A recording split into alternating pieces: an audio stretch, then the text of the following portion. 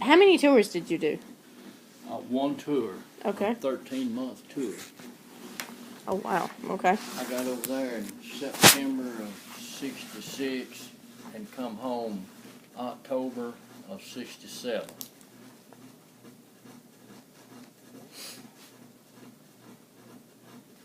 And tell me again who you were with. 7th of the 13th Artillery, the first 8 months, and then after they transfer you out after a while over there. I got transferred to the 9th Infantry Division. I was in heavy field artillery then.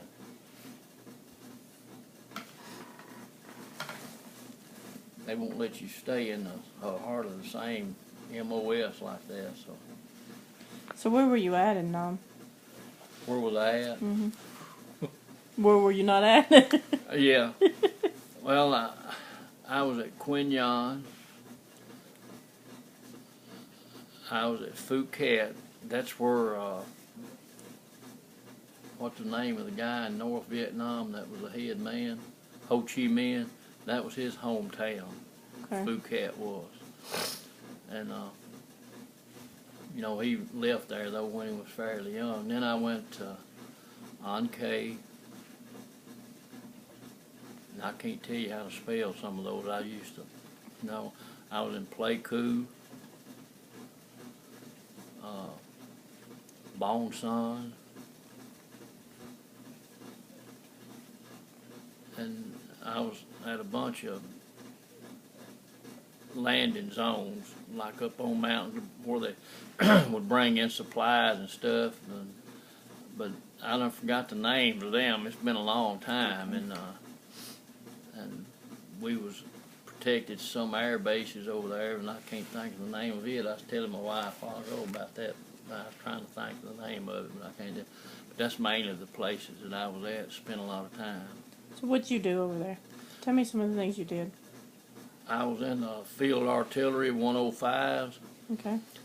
and I worked as ammo man, assistant gunner. And then sometimes when it was necessary, they'd move our artillery battery out in the jungles. Me and my squad, I had a squad that we done patrols on around the area to secure it, sort of like infantry, regular infantry. And they'd always want me out there because of my country raising, and I think we was at base camp the whole time I was over there. I was at base camp, I think, just 2 weeks out of the 13 months. Mm-hmm. So that gives you an idea. I was out there. So did you volunteer or were you drafted? I was drafted.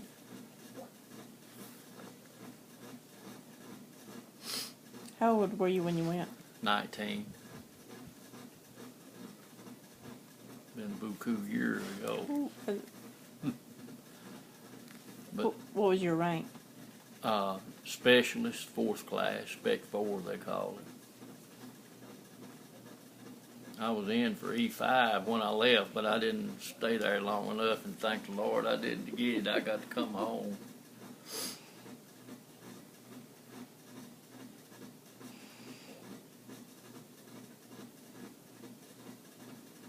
So as a 19-year-old, what was it like when you first landed? And where did you first land? Quinyon. I first landed there, and we got off the boat there. That's where we landed at. And then we went on convoy to Phuket. Phuket was where our base camp was at. Okay. And it took a while to get there, and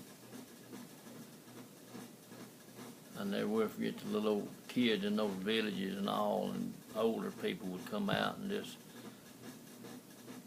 cheer us on, laughing and hollering and stuff, and they was glad to see it because the North Vietnamese was tearing them up. But anyway, we was, like I say, all over that area, and the people were very nice to us, the South Vietnamese were.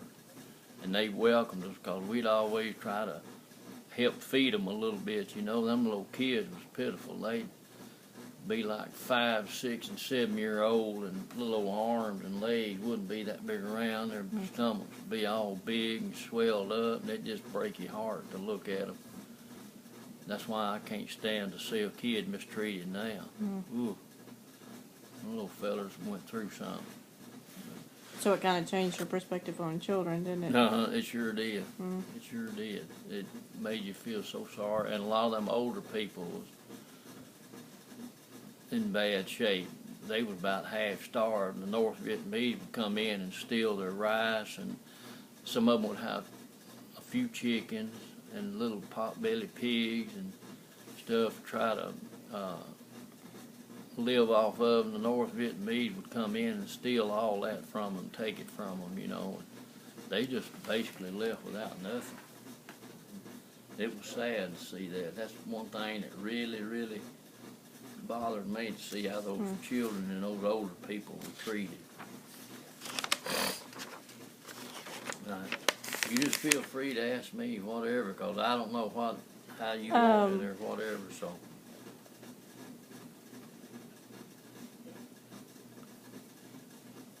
What kind of battles did you end up in? Well,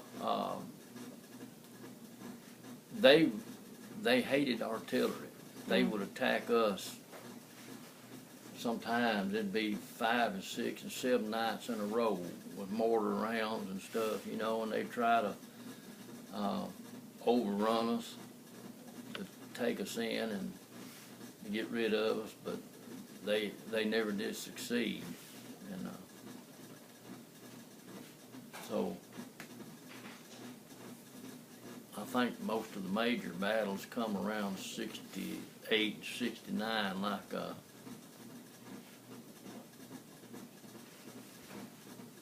A Shaw Valley and places like that, where they really, and we was in a lot of battle, but wasn't any major battle. The main thing we was doing at that time when I was aware was protecting ourselves, you know.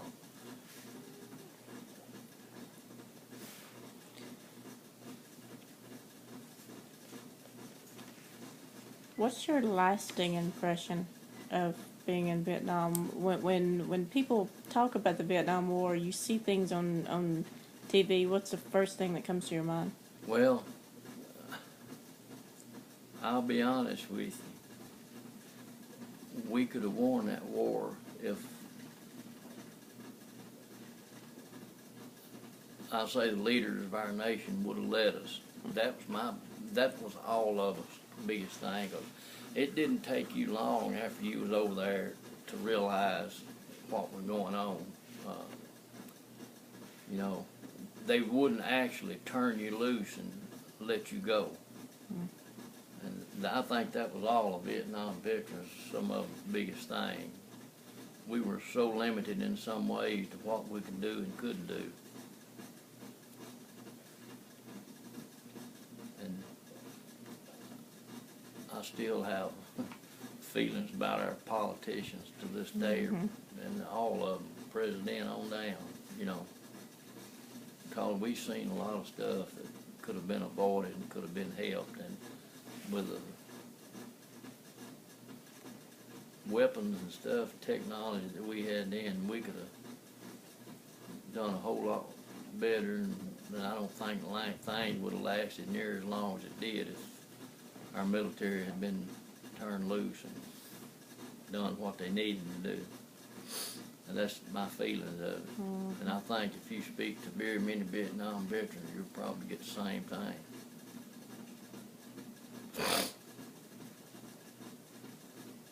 It's more or less like going to a boxing match with your hands tied.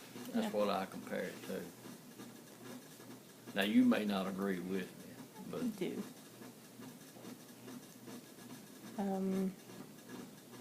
that was the biggest thing about a lot of our veterans.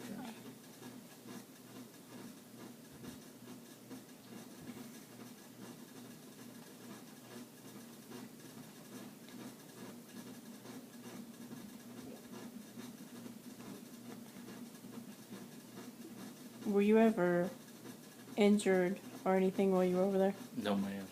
What kind of medals did you get, or did you get any? No, ma'am. I just done my time and And then you could time and come home, done huh? the best I could do and got out of there. Sure did. But I done what they said and the best I could do. Since you were drafted, are you glad you were drafted, or you wish you wouldn't? Well, Looking back on it, I'm glad I was, because it was just better that way. The way I looked at it,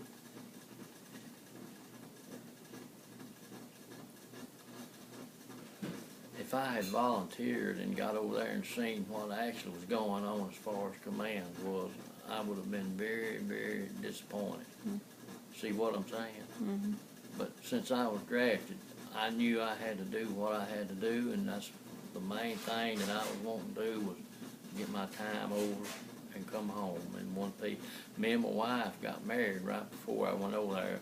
The first 2 years, she and I were together 9 days, and I didn't see her no more till I come home in October. I think it was October the 7th when I got home. That was hard, you know. I loved her to death, and then them 7 days didn't amount to much. Didn't amount to much. No, ma'am. No, still doesn't. No.